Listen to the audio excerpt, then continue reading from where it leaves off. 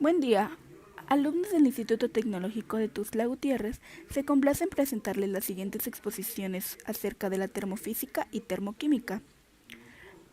Los subtemas que se manejan en esta presentación son calor de reacción, reacción de formación, efectos de la temperatura en el calor de reacción, valores convencionales de entalpía de formación, calor de combustión, ley de Hess, calores de solución y dilución.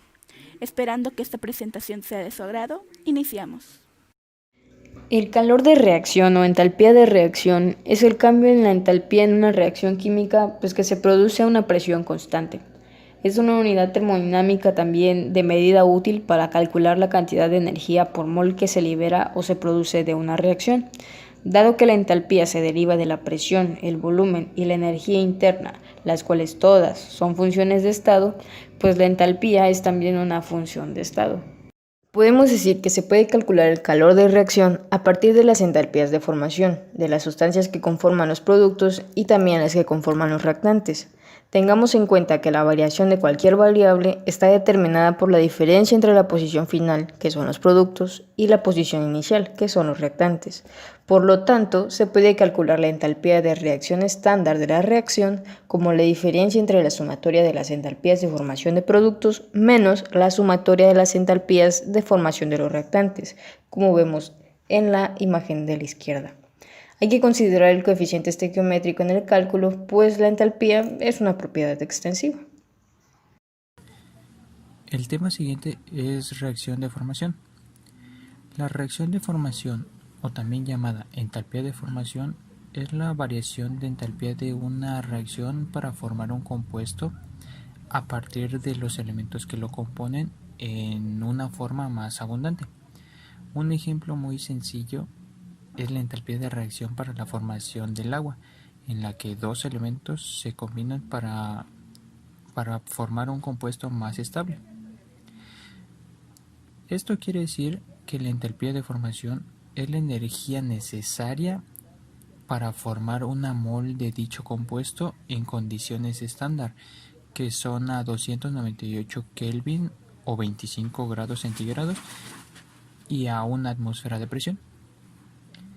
Cabe destacar que cada compuesto tiene una entalpía propia y se calcula mediante una fórmula usando las entalpías de cada elemento que lo componen, los cuales se encuentran tabulados y serán explicados a continuación. A continuación voy a hablar acerca de los valores convencionales de la entalpía de formación. Para hablar de ello, primero hay que hablar sobre la entalpía estándar de formación, que es la variación de entalpía estándar de formación que se mide en unidades de energía por cantidad de sustancia, que se suele dar en kilojulios por mol.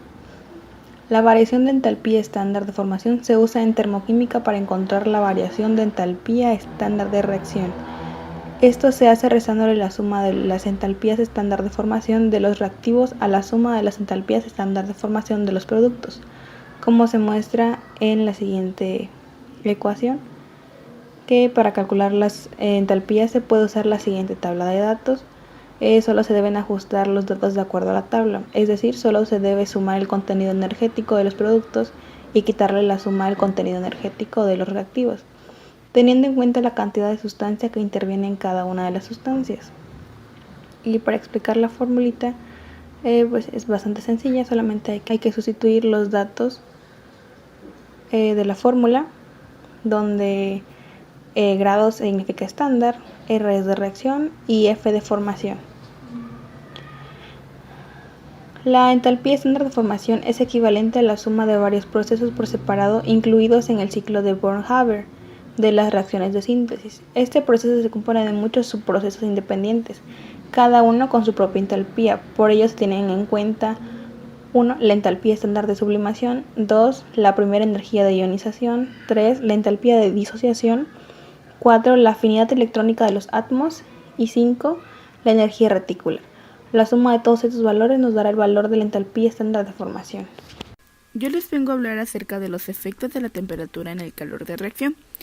Si tiene lugar una reacción química en un sistema, pues la temperatura del sistema inmediatamente después de esa reacción es en general diferente a la temperatura inmediata anterior de la reacción, es decir, que cuando el sistema tiene una reacción química, la temperatura va a variar, ya que el sistema tiene una reacción a este mismo. Para que el sistema pueda recuperar su temperatura inicial, entonces debe fluir desde o hacia el entorno. Para eso variará dos tipos de reacciones en dicho sistema. Estas dos reacciones son las reacciones exotérmicas y endotérmicas. Si el sistema está más caliente después de la reacción, debe fluir calor hacia el entorno para que el sistema recupere su temperatura inicial. En este caso, la reacción es exotérmica, es decir, las reacciones exotérmicas son aquellas donde la variación de la entalpía es negativa, o sea que el calor es cedido por el sistema durante la reacción. Y lo otro es que por la convención del flujo del calor, el calor de la reacción es negativo. Si el sistema está más frío después de la reacción, debe fluir calor desde el entorno para que el sistema recupere su temperatura inicial. Entonces, en este caso, la reacción es endotérmica y el calor de reacción es positiva. Esto quiere decir que las reacciones endotérmicas son aquellas donde la variación de entalpía es positiva, o sea que el calor es absorbido en la reacción. Estos son los tipos de variaciones que no afectan la temperatura cuando el calor entra en una reacción química, pero también hay una última, y es de que como si las paredes del sistema son diatérmicas, entonces la temperatura del sistema va a permanecer constante, con una independencia de la transferencia de energía que tiene lugar debido al cambio en la composición. En el caso de que sea endotérmica, entonces las paredes son adiabáticas, o sea que disminuye la temperatura en el sistema. Y si es exotérmica, entonces las paredes son adiabáticas, o sea que la temperatura final del sistema va a aumentar. El calor de combustión de una sustancia es el calor de reacción que se obtiene de la oxidación de la sustancia con oxígeno molecular. El calor de combustión aceptado de ordinario es el que resulta de la combustión de una mol de la sustancia en su estado normal a 25 grados y una atmósfera, comenzando y terminando la combustión a la temperatura de 25 grados. Los compuestos orgánicos que contienen carbono, hidrógeno y oxígeno se queman en atmósfera de oxígeno, dando como únicos productos dióxido de carbono y agua. El calor de combustión se determina normalmente con una bomba calorimétrica, que es el calorímetro, a volumen constante. Hablaremos un poco acerca de la ley de Hess, la cual fue propuesta en el año de 1840 por el doctor y químico de nacionalidad rusa Germán Hess, quien ayudó a crear y formular los principios iniciales relacionados con la termoquímica, los cuales han sido una de las contribuciones más importantes de la química. Como mencionábamos, la ley fue propuesta por Germán Henry Hess, quien nació en agosto de 1802. Sin tener ningún tipo de marco teórico o material de apoyo, Henry Hess logró establecer esta ley, la cual permite medir de forma directa la reacción del calor.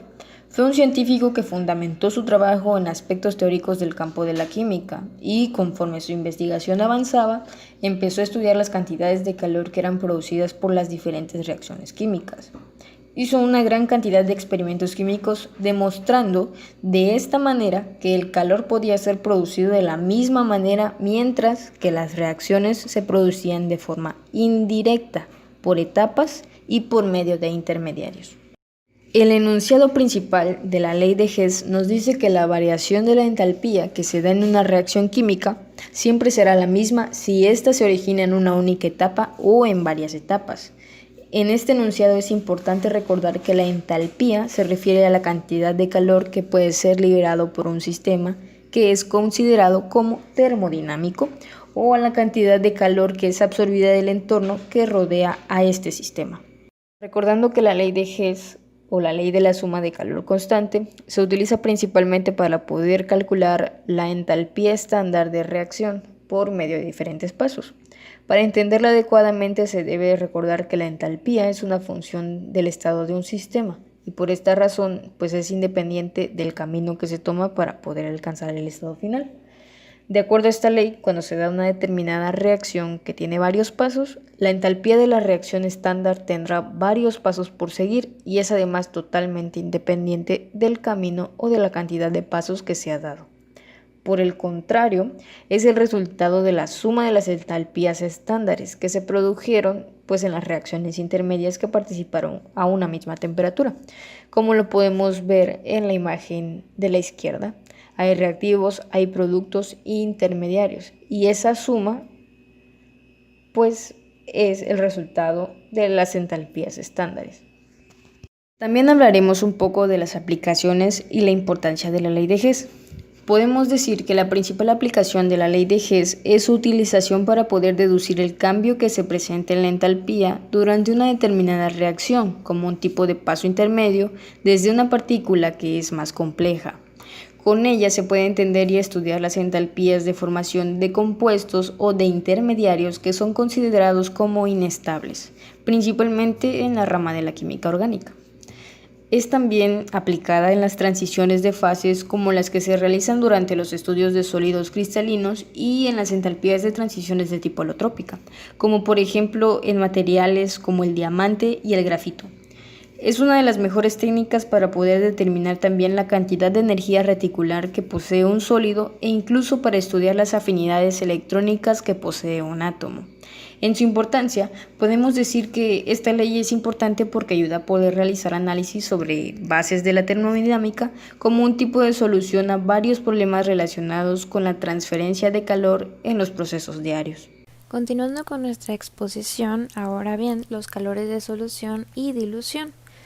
Conceptualmente se dice que el calor de solución es la variación de entalpía relacionada con la adición de una cantidad determinada de soluto a una cantidad determinada de solvente, esto a presión y temperatura constante, lo cual nos da a entender que al momento de adicionar cierta cantidad de soluto a cierta cantidad de solvente, va a existir una dependencia y una proporcionalidad al momento de la adición. El cambio de estado va a ser representado por la siguiente ecuación, en la cual observamos que se adiciona un mol de soluto X a n moles de agua, que en este caso va a ser nuestro solvente. Como podemos ver en la ecuación, AQ representa al agua. Es conveniente también asignar al agua en estas reacciones de solución una entalpía convencional de 0. Esta dependencia la podemos comprobar con los siguientes ejemplos, en donde observamos una serie de reacciones en donde los valores de delta H muestran esta dependencia general que va a existir entre el calor de solución y la cantidad de solvente. A medida que se utiliza más solvente y más solvente, el calor de solución se aproxima a un valor límite, el cual va a ser conocido como infinitamente diluido. Si tomamos del conjunto anterior, restamos la primera ecuación de la segunda, obtenemos la siguiente ecuación, en donde nos brinda el valor de menos 3,02 kJ sobre mol, y siendo este el valor delta H, lo cual indica un calor de dilución, y conceptualmente significando que es un calor transferido desde el entorno cuando se agrega solvente adicional a la solución. De esta manera diremos como conclusión a calores de dilución y solución que entonces el calor de dilución de una solución va a depender de la concentración original de la solución y de la cantidad de solvente que se añade. Y asimismo podemos concluir que el calor entonces de formación de una solución va a ser la entalpía relacionada directamente con la reacción calor diferencial de la solución.